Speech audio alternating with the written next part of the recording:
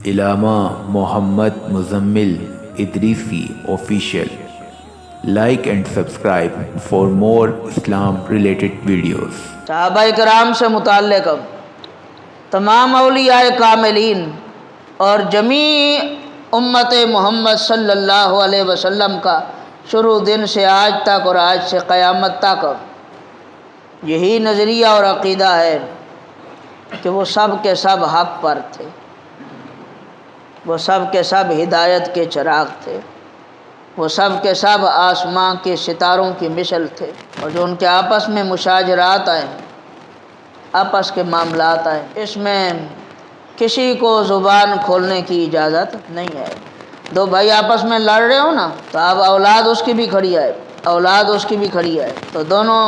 میں سے کسی کی اولاد بول پڑے تو وہ آپس میں کیا کہیں گے؟ بیٹا یہ ہمارا اور ان کا آپس کا معاملہ ہے، تمہارے بیچ میں آنے کی ضرورت۔ صحابہ کرام کے معاملات ان کے اپنے معاملات ہیں، امت کو ضرورت نہیں کہ ان میں زبان کھولے۔ حضور غوث پاک رضی اللہ تعالیٰ عنہ غنیت الطالبین میں فرماتے ہیں، صحابہ کرام کے مشاجرات میں امت کو کف لسان کا حکم آئے۔ امام اعظم ابو حنیفہ کا بھی یہی نظریہ ہے کہ صحابہ کرام کے متعلق زبان نہیں کھولنی کہ کس نے کس پر ظلم کیا، کس نے حق کہا، کس نے باطل کہا، کون جنتی آئے کون جہنمی آئے، نعوذ باللہ من ذالک۔ اس طرح کے کلمات کسی کو کہنے کی ضرورت نہیں ہے۔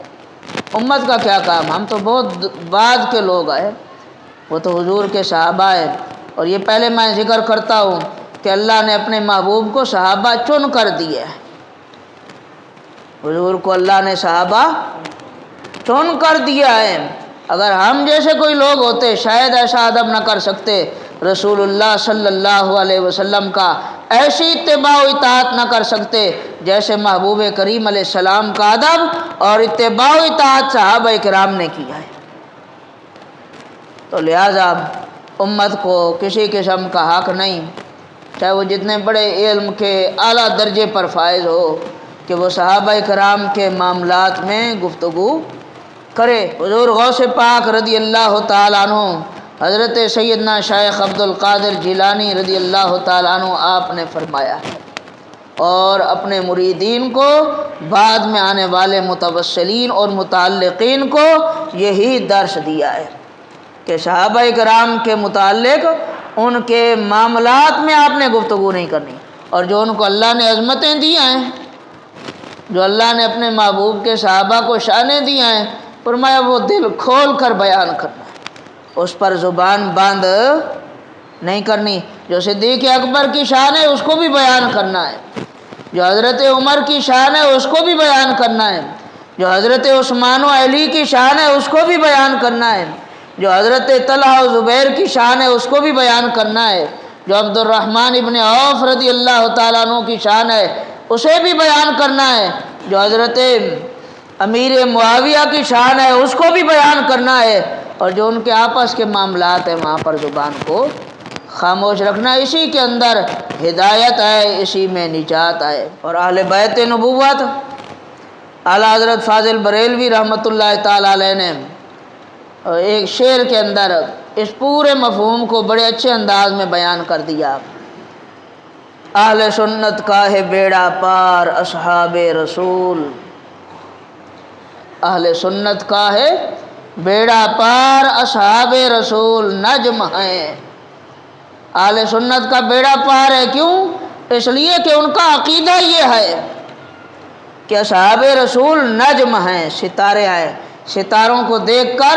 راستے کا تعین کیا جاتا ہے اور سیدھے راستے پر چل کے منزل مقصود تک پہنچا جاتا ہے۔ اہل سنت کا بیڑا پار ہے کہ اصحاب رسول ان کے لیے نجم ہیں، ستارے ہیں، نو ہے اطرت رسول اللہ کی، اور کشتی جو ہے نا وہ رسول اللہ صلی اللہ علیہ وسلم کی آل پاک ہے۔ کشتی میں سوار ہوں گے، ستاروں کو دیکھ کر منزل مقصود تک پہنچ جائیں گے، اور اگر کشتی میں سوار ہی نہیں ہوئے، ایسے دریا اور سمندر کے اندر قدم رکھ دیا تو دریا اور سمندر کی لہریں اس کو لے جائیں گے، اور اگر ستاروں سے مدد حاصل نہ کی، راستے کا تعین نہیں کیا، تو پھر راستے میں بھٹک جائیں گے۔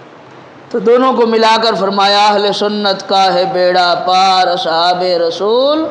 اہل سنت کا بیڑا پار ہے کہ اصحاب رسول ان کے لیے نجم ہیں، اور کشتی کا درجہ اہل بیت نبوت رکھتی ہے۔ تو اصحاب رسول صلی اللہ علیہ وسلم اور اہل بیت رسول صلی اللہ علیہ وسلم یہ دونوں مسلمانوں کے لیے ضروری ہیں کہ اصحاب رسول اور اہل بیت اطہار کے متعلق آپس میں اگر کوئی معاملات آئیں تو پھر ان پر کف لسان کا حکم ہے، چاہے وہ باغ فدق کا معاملہ ہے، صحابہ و اہل بیت کے درمیان ہے، میرے کو اور آپ کو کیا ضرورت اس میں بولنے کی کہ کون حق پر تھا اور کون حق پر نہیں تھا، کس نے کس پر کتنا ظلم کیا۔ حساب کتاب لینا اللہ تعالیٰ کے ذمے پر ہے، یا میں نے اور آپ نے حساب لینا ہے۔ اور چاہے وہ جمل کا معاملہ ہو، چاہے وہ جنگ صفین کا معاملہ ہو، چاہے وہ حضرت علی المرتضیٰ اور حضرت امیر معاویہ کے آپس کے معاملات ہوں، تو ان تمام کے اندر امت کا کام یہ ہے کہ وہ زبان کو بند رکھے، جو عقائد حقہ ہیں اور مسلمہ ہیں ان کو مانیں، اور جو سمجھ نہیں آتے ان پر خاموشی اختیار کرے، زبان استعمال کرنے کی ضرورت نہیں ہے۔ یہ اس دور کی ضرورت ہے جب کہ فتنے عروج پر آئے، اور جو بندہ زبان کھولتا ہے پھر کچھ اس کی تائید میں آ جاتے ہیں اور کچھ اس کے مخالفت میں آ جاتے ہیں، وہ بھی دلائل ڈھونڈتے ہیں، وہ بھی دلائل ڈھونڈتے ہیں، اور وہ مسئلہ بڑھتا چلا جاتا ہے۔ اور اگر اس پر خاموشی اختیار کر لی جائے تو یہ مسائل اٹھنے کے بجائے دبتے چلے جائیں گے، اور دین اسلام کے ماننے والے ایک جھنڈے کے نیچے دوبارہ جمع ہو جائیں گے۔